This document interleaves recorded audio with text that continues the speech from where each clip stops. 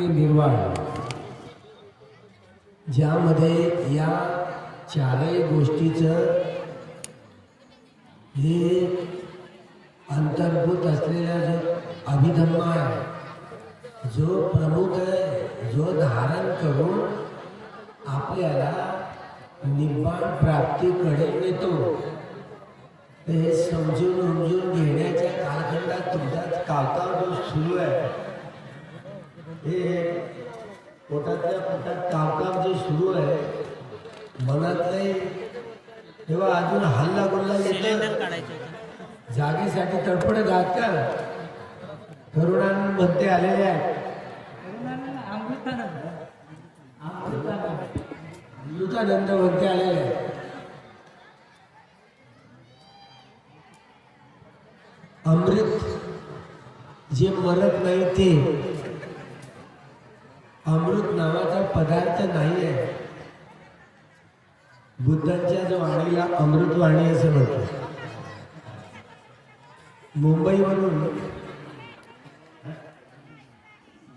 औरंगाबादवरून अमृतानंद म्हणते आलेले आहेत. मी अमृतानंद म्हणतेंना सूचित करतोय की त्यांनी धम्मदेशनेला प्रारंभ करावा. चित्त, चैतसिक, रूप आणि निर्वाण हे वेगवेगळे शब्द सांगितले ना बुद्ध भगवंत, हे असेच वरती गेले ना, असंच केलं, सरकलं असं पाणी पुला काढून 10 नंबरच्या वाहून गेलं झालं.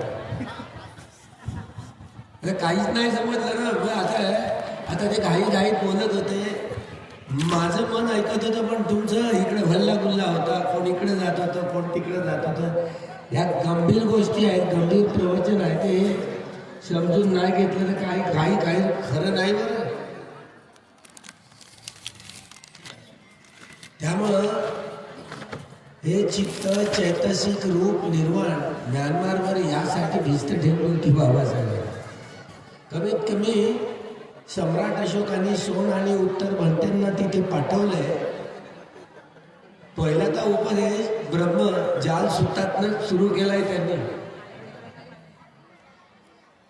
पण जी जमा तिथे झाली, एवढासा देश, गरीब देश, पण त्यांच्यावर अवलंबून राहणं भाग पडत आहे.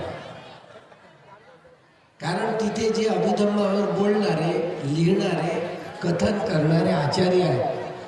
स्वतः बुद्ध घोष म्हणते त्रिपिटकात यामध्ये अभिधम्माचे स्वतः ते आचार्य आहेत.